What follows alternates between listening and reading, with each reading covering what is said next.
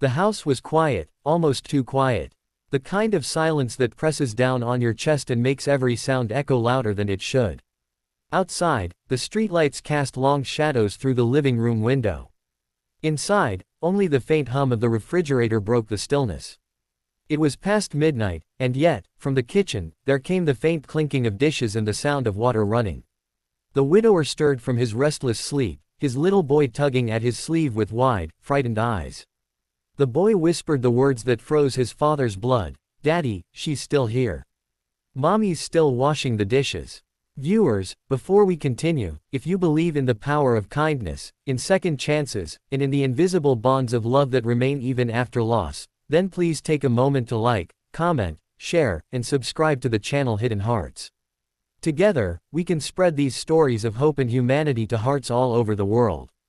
The widower's name was Daniel, a man who once had the world at his feet but lost everything the day his wife, Lily, passed away after a long illness.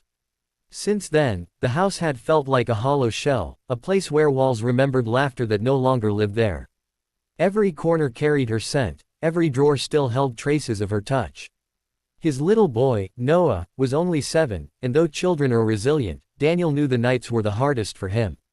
Noah often woke crying, asking for his mother, only to be comforted with silence and shadows. That night, when Noah pulled at Daniel's hand and spoke of his mother being in the kitchen, Daniel's heart ached with a strange blend of sorrow and fear. He followed his son cautiously down the hallway, each step heavier than the last. The kitchen light glowed softly beneath the door.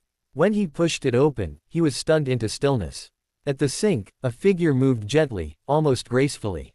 It was a woman, her back to them, humming a faint melody Daniel recognized instantly. It was Lily's lullaby, the one she always sang to Noah before bed.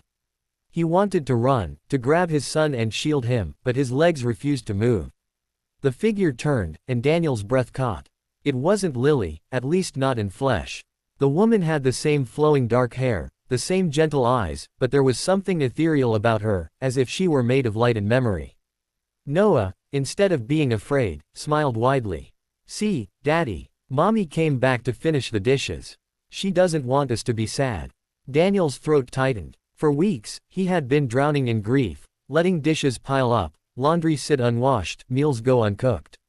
The house had fallen into disarray, much like his own soul. Seeing that vision at the sink felt like a wake-up call, like Lily herself was reminding him that life hadn't ended with her passing, that he still had their son, still had responsibilities, still had love to give. As quickly as she appeared, the figure faded, leaving only the warm glow of the kitchen lamp and the sound of dripping water.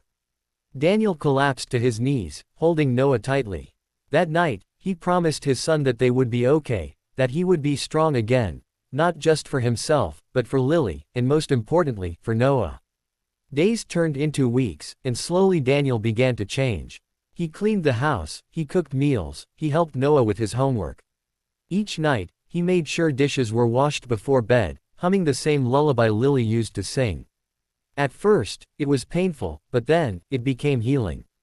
The act of finishing the little things, like washing dishes late at night, became a way of honoring Lily, a reminder that though she was gone, her love still lived within the walls of their home and within their hearts.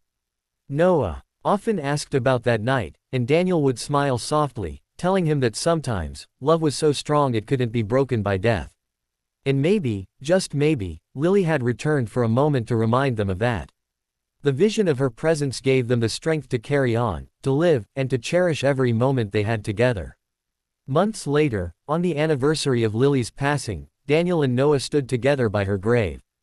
Daniel placed a single flower down and whispered, "We're okay now, Lily. You gave us everything we needed, and we'll keep living for you." Noah held his father's hand, looking up at him with the same innocence and hope he had that night in the kitchen. And for the first time in so long, Daniel felt peace.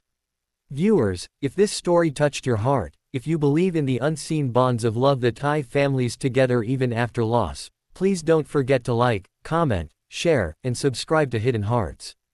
These stories exist to remind us that even in our darkest nights, there is always light waiting to guide us forward. And now, I leave you with one special request. Right finger comment below with the words, "Love never leaves," if you believe that love lives on, even after goodbye.